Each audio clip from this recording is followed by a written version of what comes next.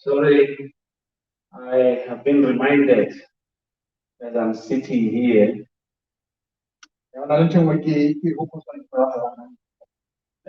that there is someone that we did not also welcome the presence of the so that he can also interact with the power of the Holy Spirit.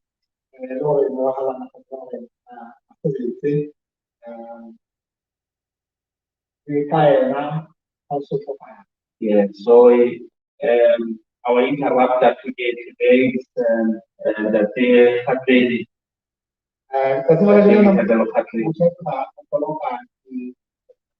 So in the other also be at home. Enjoy, speak as the spirit leads.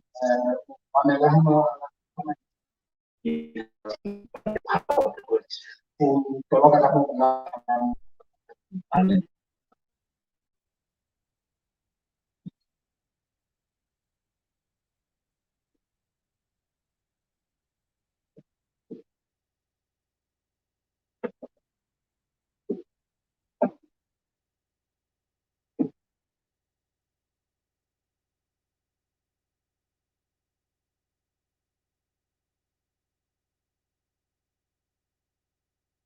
Good afternoon. Number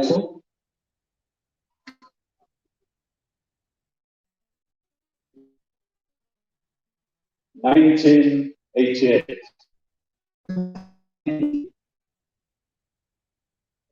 1988 was the year I first landed here.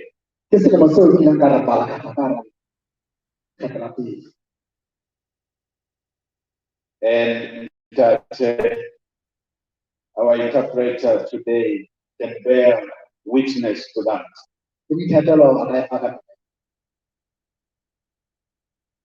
When we met in the vestry with Tatelo,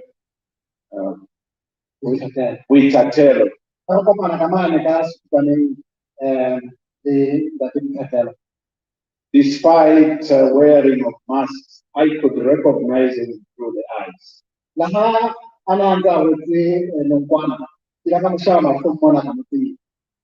And as we talked, you also remember.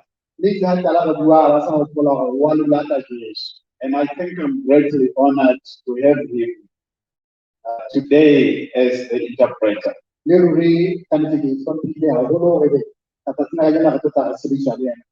At that time, 1988, both of us were as short as we are here now.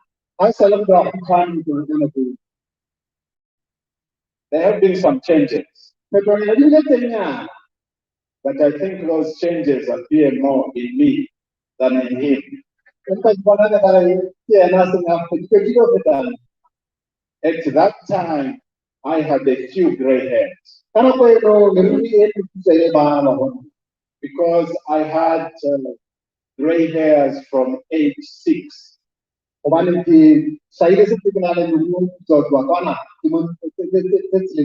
It's a family thing. He didn't have. Today we have, but I think as usual I have more than he has. And by that I am simply saying, my wife and I are very grateful to be back home in Lesotho.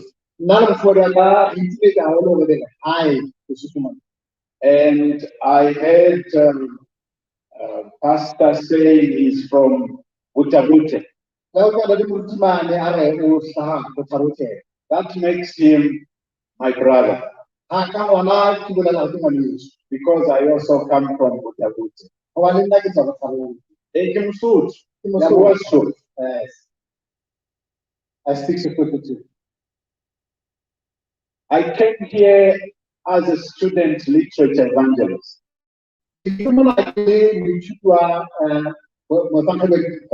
really don't know what it was that moved me to choose Lesotho of all places. We prayed about it. And my wife supported me all the way.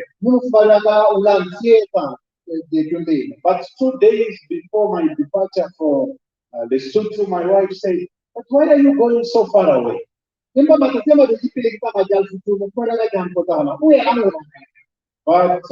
finally became. So Ikese saying is my home area.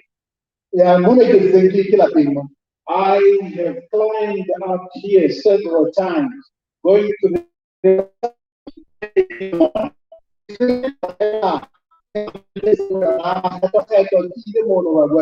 how we used to move in and out.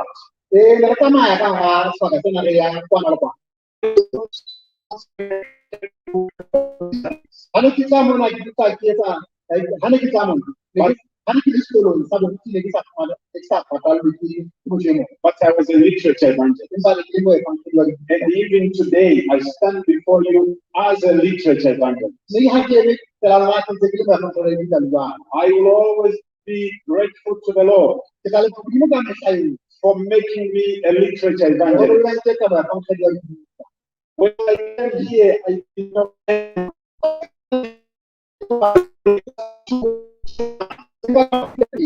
the report here reached solution. 2 months later, there were other literature evangelists who arrived here.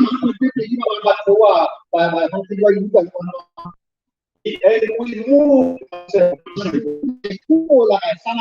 It was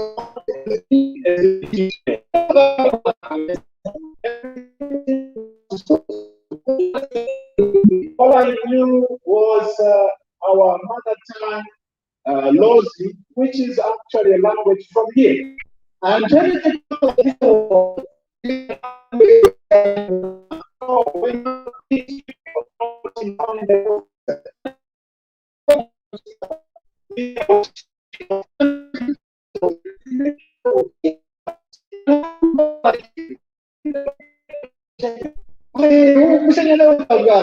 and me, I was hearing them almost speaking like Mshanya. And that's an argument that continues on. But I want to tell you that I am truly at home and grateful to be back here. And only now am I beginning to understand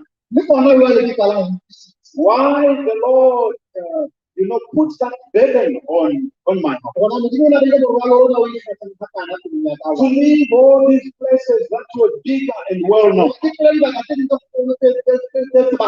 Traveling all the way until Maseru.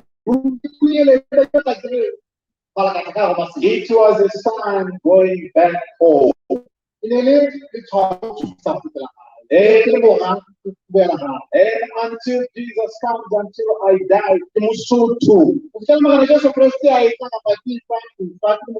and this is not, this is but the beginning. Dr. Liwali is also a Msutu coming home for the first time, like me. He's lost like me. And I am honored that when he comes home, I'm also here. We have been given to work together at the division as General Vice President. One of my duties is to work with the stewardship department. And so I am here to give support to him and to give support to my friend, Pastor Preacher Ngwe. This is a man that doesn't change. No gray hairs up to this day. And so Lucy was one in my city. And because he's taller than me, he will always be my senior. And I am honored to rub shoulders with me here at home.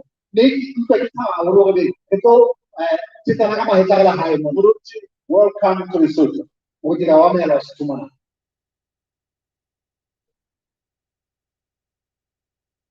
It is a little late, but on a special day like this one, special things happen. The big thing that is on my heart, as we look forward to the soon return of our Lord and Savior, Jesus Christ, is the burden that our leaders have. For you and for me, to be ready for the coming of Jesus. And in our preparation to be ready when he comes, so that when Jesus appears from the eastern sky, we will not run to the mountains behind us. We will not go to Tabaseka or Tabasiu and all these covers. But that we may stand and say, Lord, He is our God. Because the Bible tells us that in that day when He appears, Revelation chapter 6, the great men of this world, those that are poor, the rich, the bond and the free, all of them will take off to the mountain. And they will pray a prayer that breaks the heart. Mountains fall on us. I don't know what those who don't live where there are mountains, what they will pray to fall apart. But if we are not careful as Basutu, blessed by God with all these mountains around us, we may be the people who pray to the mountains to fall upon us. Unless we take heed now before it is too late. And what is it that will prepare us to stand ready when Jesus shall come? I'm sure it is keeping the 10 Commandments. But there is more to it than this. Because in the book of Psalm 50, verse 5, the psalmist is very clear. I would like us to begin there. Our focus this afternoon, will be on a man that is very familiar to all of us. Moses. Let's begin our trip from Psalm 50. Psalm 50. What does the psalmist say? Talking about the end time and readiness for the coming of God. Verse 1 says, the mighty one, God the Lord, has spoken and called the earth.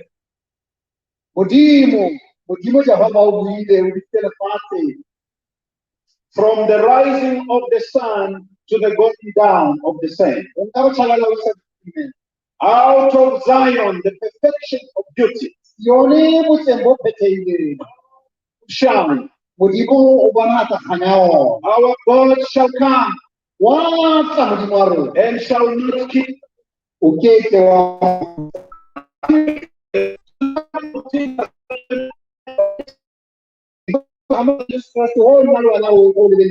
you and I are ready or not,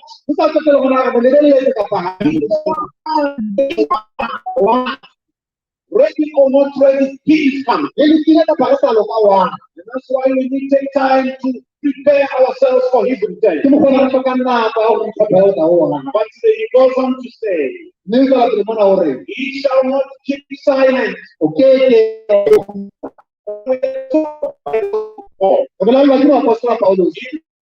The book of 1 Thessalonians, when he says, He is going to come with the shout of the chief of the angels. He will come with the trumpet of God. That's why He's not going to be silent. And the whole angel The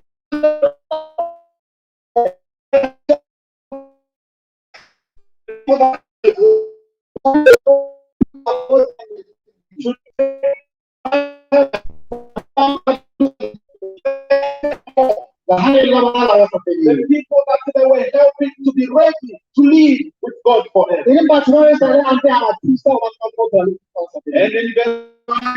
in himself now says, of the coming of Jesus. He says, Gather ye my saints, gather them together.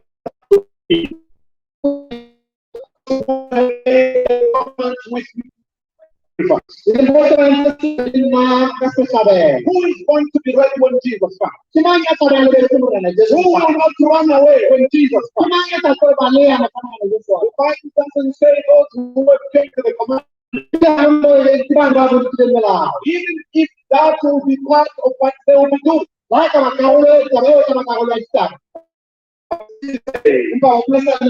It is those who made a covenant of sacrifice with God.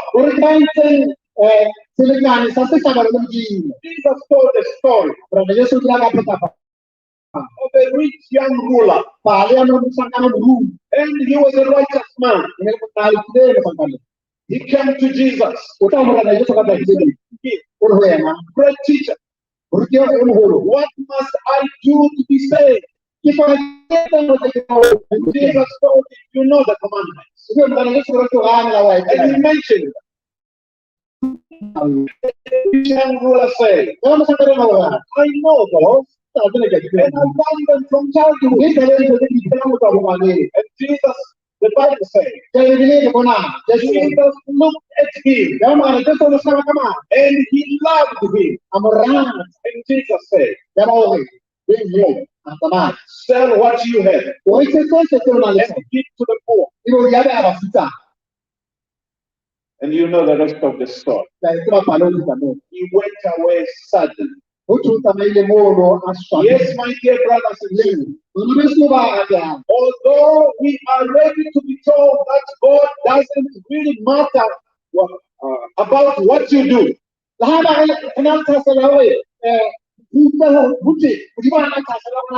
what he really minds about is your heart. And we love that gospel. But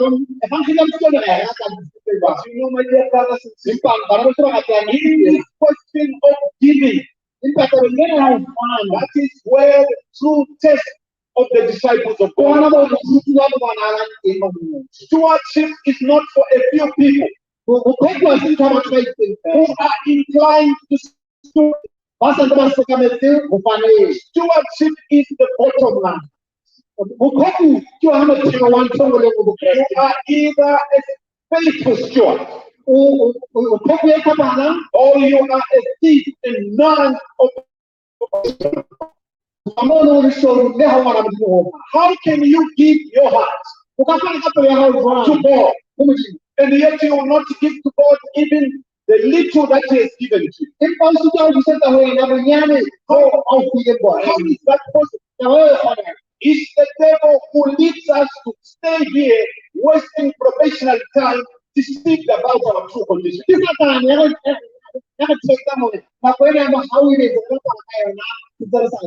If we are willing to give to God our whole heart and all our life, then the few things that God has given to us are nothing. What is it that we have that we do not receive from God? And how can we steal from God and still think that everything is okay with God?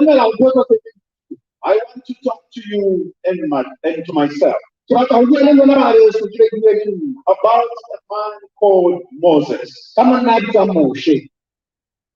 Let's talk about Moses as we talk about this. And so I invite you to turn your Bibles to the book of Deuteronomy. Deuteronomy chapter 34. Deuteronomy chapter 34, and we are reading verse 10. This is at the very tail end of the story of Moses. As a matter of fact, by now Moses had already died. Listen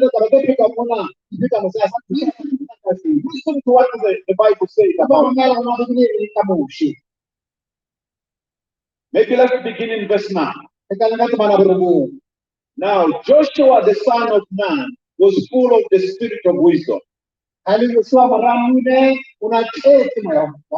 For Moses had laid his hands on him.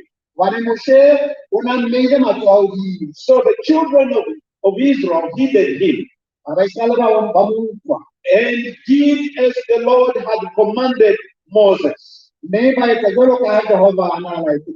But since then, there is not arisen in Israel a prophet like Moses, whom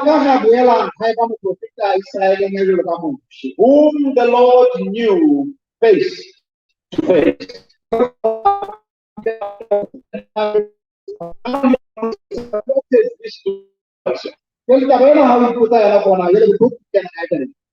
It has everything to do with it. And I ask you to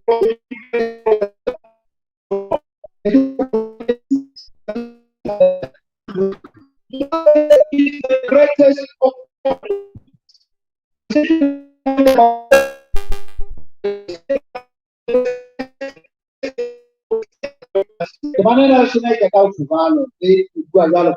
there was Elijah who was taken to heaven, and there was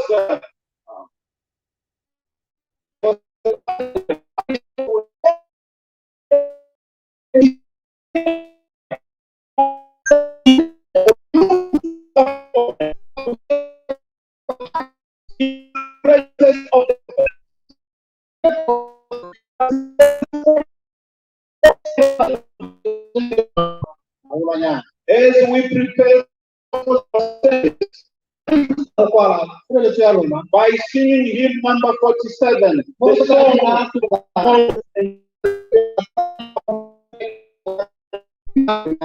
verse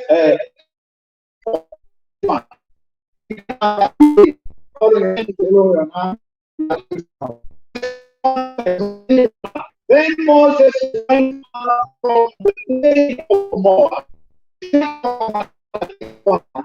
to Mount Nebo, to the of Pisgah, which is across from Jericho. And the Lord showed him all the land of Gilead, as done on the and all Naphtali, and the land of Ephraim, the land of Manasseh, and all the land of Judah, as far as the sea, in the south, and the plain of the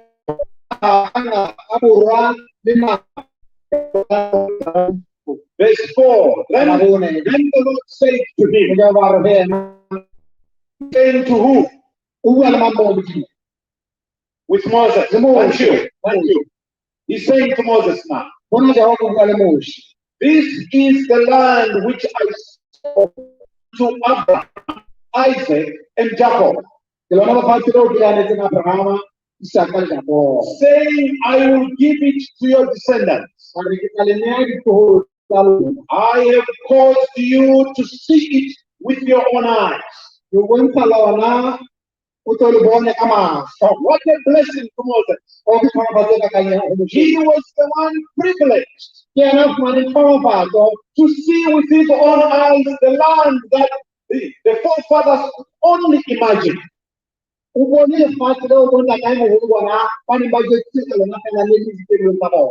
yet, in this very verse again, God says to him, but you shall not cross over there. And what follows? So Moses, the servant of the Lord, died there in the land of Moab, according to the word of the Lord. In the year 2019, I had the privilege of attending a seminar in the country of Jordan. And for the first time in my life, I had the privilege of going to Mount Nebo. The Bible here says to Mount Nebo and Pisgah. Is it the same mountain? I didn't know until we got there. These are a range of mountains. There is one of them that the top is called Pisgah. But the one that is about the highest of them is Mount Nebo. When you stand on the top of Mount Nebo and you look west, you can actually see the city of Jericho. In between Nebo and Pisgah, all these mountains up around, and Jericho over that side, you have the plain of Moab. And behind Jericho, going up, you are going up to Jerusalem. So if you stand on Mount Nebo and you are looking westward, you do not only see Jericho, but your eyes take you far. Of course, you can't see Jerusalem because Jerusalem is at the top of the mountain. But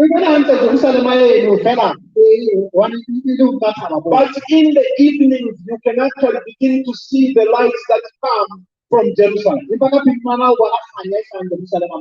That was how close Moses had gotten to the promised land. So when you are at Nebo, you actually go kind of south to get to the Jordan River, where the children of Israel now cross into Jericho, and thereby crossing into the land of promise. So Moses had come to the village, ready to cross with the children of Israel. They were coming in direction and enter the land of promise. But God said no. Go back to Nebo, and if you read Deuteronomy 32, verse 49, 49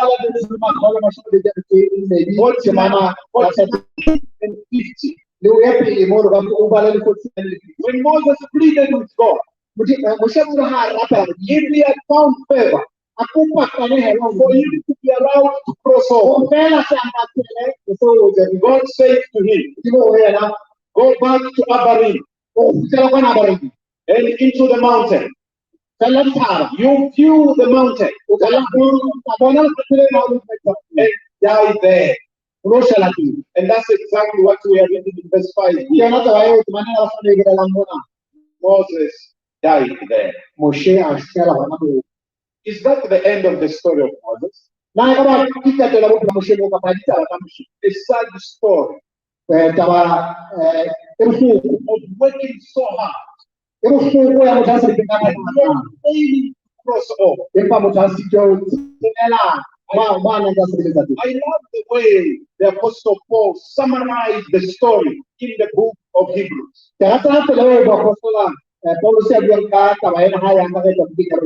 Hebrews chapter 11, chapter of faith. What a beautiful one. Here's what the Bible. Here's how Paul put it. Reading from verse 23. By faith, Moses, when he was born, was hidden 3 months by his parents. Because they saw he was a beautiful child. And they were not afraid of the king's command. Verse 24. By faith, Moses, when he became obeyed, refused to be called the son of Pharaoh's daughter, choosing rather to suffer affliction than to enjoy the pleasures of sin, esteeming the reproach of Christ greater riches than the pleasures of Egypt.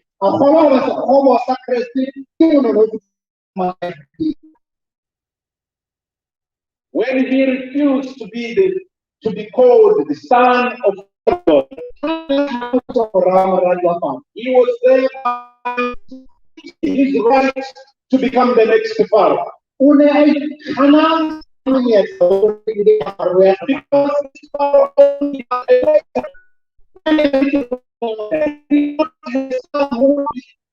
after his death. And that's why when Pharaoh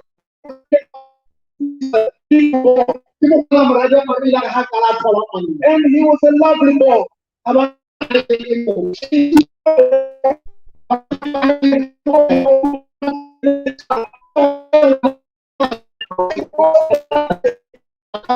Raise that baby in a special way.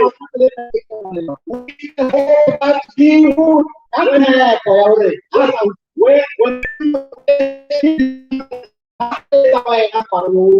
You can imagine the instructions that he was given. For him to be the next king or the world's greatest empire. And when the time came, they told him, Moses said no. Because of the instruction the mother and father gave him in those 3 months. What have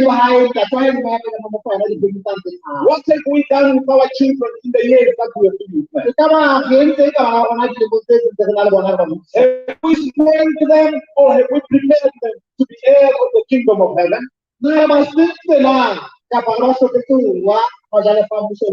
And so Moses let go of all of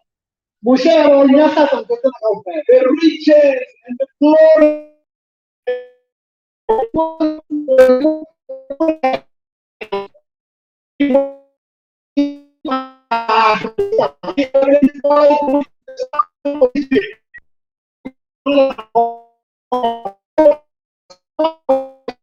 will sing songs of the kingdom. Because God made a mistake of blessing us. We have authority. We have reached. We are ashamed to identify with the remnant of God. Even to be seen with the Bible in hand. We would rather be unfair. But I want you to ask yourself, if Moses had continued that too, where would Moses be today? He would be a mummy in Egypt. I know you know where Moses is right now. But hang on in with me. Because you don't appreciate that story as much as you do. Moses is not a mummy in Egypt. Moses is listening to me right now. Because I'm sharing to you. Moses is elevated. He's one of the 24 elders up there.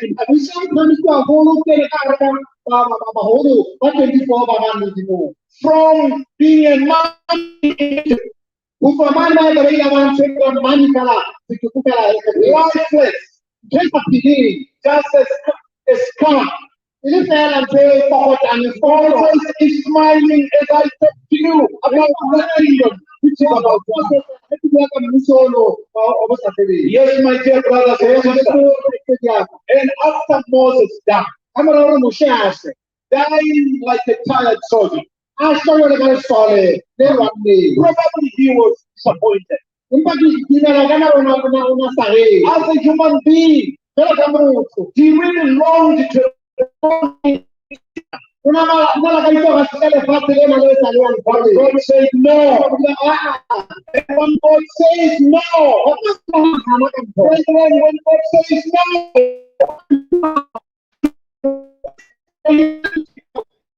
God always has the best for us. And so Moses died. If I had time, I was going to take you with me. Moses died on Mount Nebo. Where was he buried? Where was Moses buried?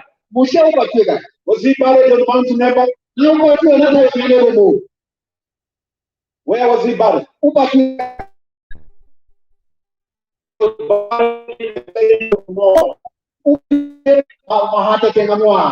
a place that no one knows.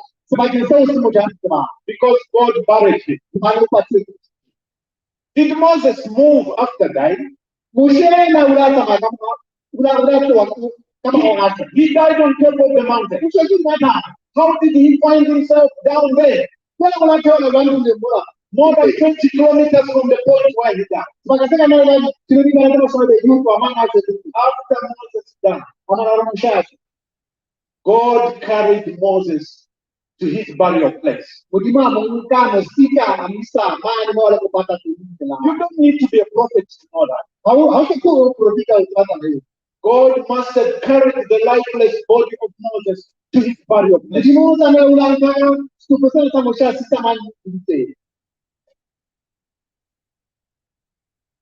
And I ask you, is Moses in his grave? Where God buried him? Where is Moses? I ask you, where is Moses? Jude, verse 9.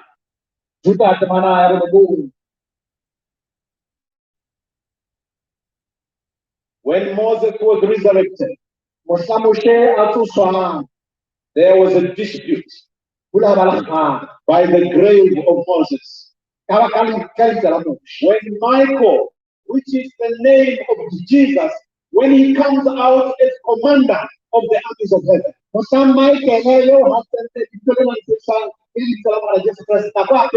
When Jesus came down to resurrect Moses, the devil withstood him. I'm sure he must have pointed out the weaknesses of Moses.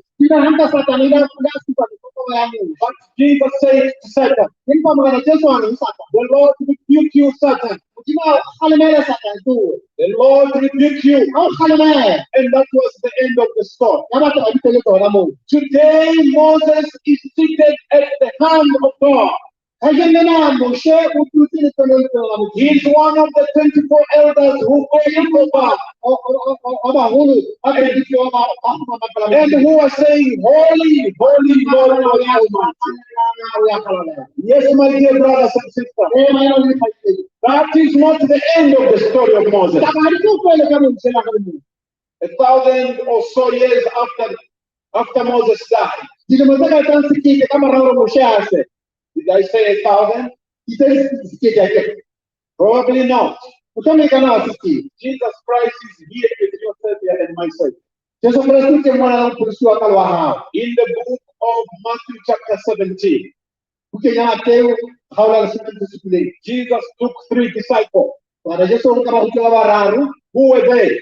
The 3 disciples. Okay. He took them with him to a mountain. And when Jesus was transfigured, he appeared glorious. He was receiving a commissioning for his job here to serve you and me. Who was sent by heaven to come and strengthen Jesus? Who was it? Moshe. God did not allow Moses to cross over. Because God had an assignment that Moses did not know of. Instead of him crossing over in his human flesh, God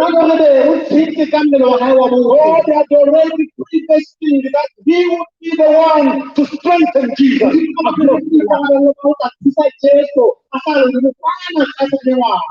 That morning, as we stood on Mount Nebo, and I stood there, and I imagined Moses with his great longing to cross over. But God would not allow him. My head poured out in tears that morning. I can imagine when Moses descended from heaven to come and strengthen the Jesus, the same Jesus who called him back to life and took him to heaven. Now Jesus needed to be strengthened, and it was Moses who was saying, Moses must have been crying that day. For the first time in his life, he was touching foot on the promised land. My dear brothers and sisters, God who created you, who has preserved you, he has a better plan. There is a body that is prepared for you in heaven. A celestial body, which is meant only for you. There is a new name only for you. There is a mansion prepared, which is only for you. And God is simply saying, my son, give me 1/10 of the little that I've given. And when you do, I will bless what remains with you. What God is asking for, because all the treasures we have here, they are going to perish when Jesus comes again. They will be consumed with fire. And that's why God is saying, my son, I gave my life to you. Give me of the little that I have given you. And then you are ready to inherit those mansions. My dear brothers and sisters, if God is able to take you and me into the kingdom of heaven, the kingdom made you, with all our stinginess, we are robbing God. What we should give to God, we are giving to our children. We are more generous to human beings than to God himself.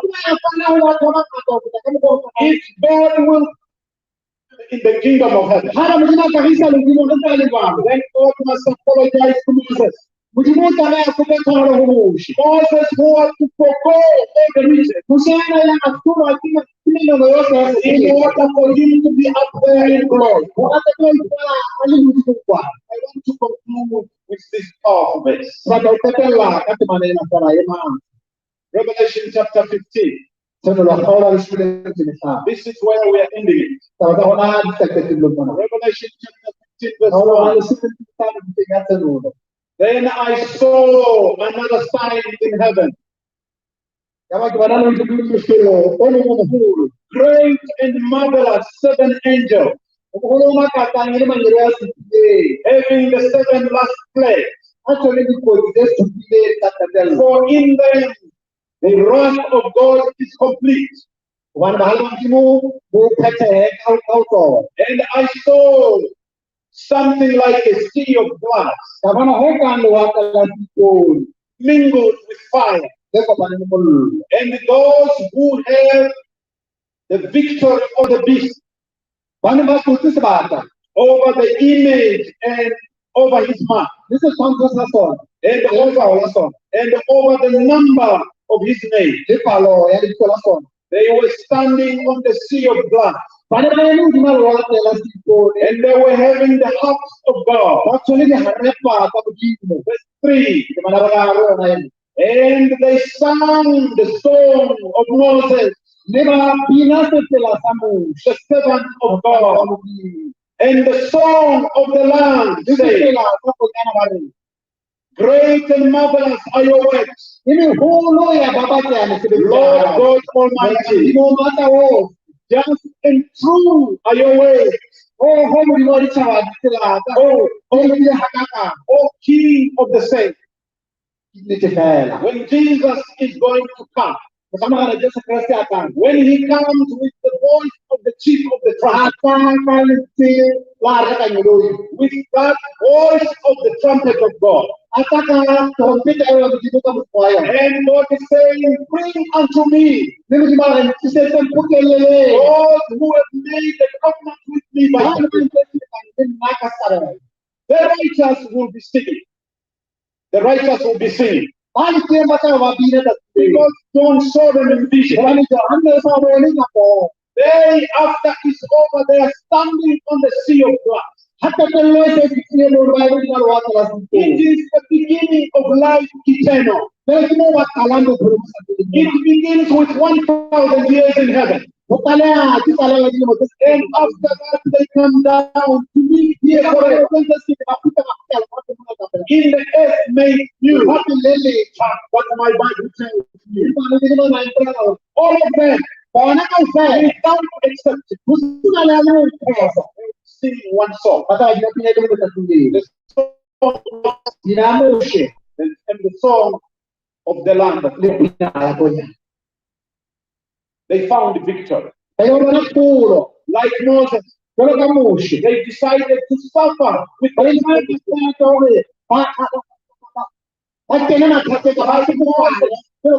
like Moses, they put their back behind against the wall. How about you, my dear brothers and sisters? There is no way that you and me can stand on the sea of glass singing the song of God unless you will be singing another song, not the song of Moses. Those who sing another song, they will be in the lake of fire. Their song will be, mountains fall on us. For who can stand the glory of him? And so the choice is yours. The choice is mine. When you sing the song of Moses, when you sing the song of the Lord, the choice is yours.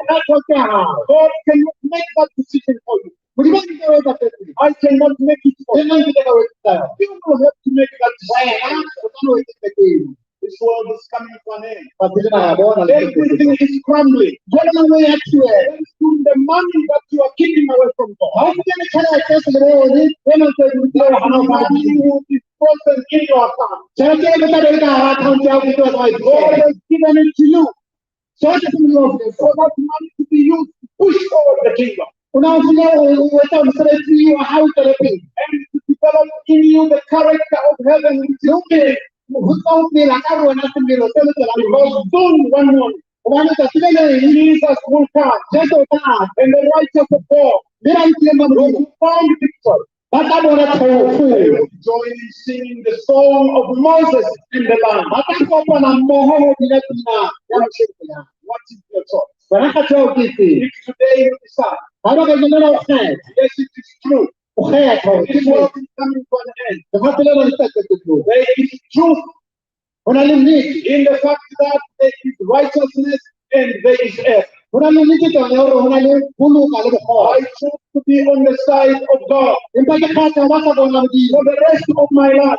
Take me where you will. But that is my choice. If that is your decision, I ask you where you are. Raise it without hesitation to him who is coming soon. Get to the right. And take them home to heaven. And he will wipe away all the tears. He will heal all the diseases. And he will give you and me to live forever. Singing celestial voice. Singing the song of God.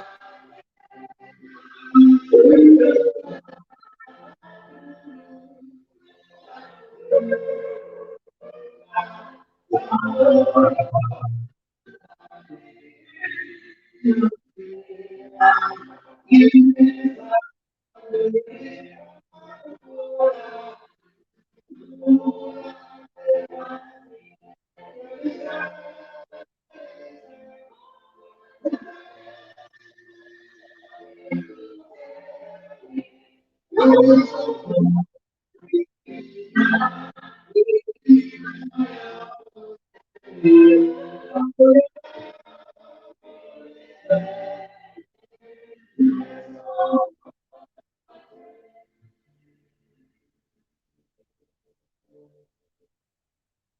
pastor who was assigned to give the closing prayer, please can come on.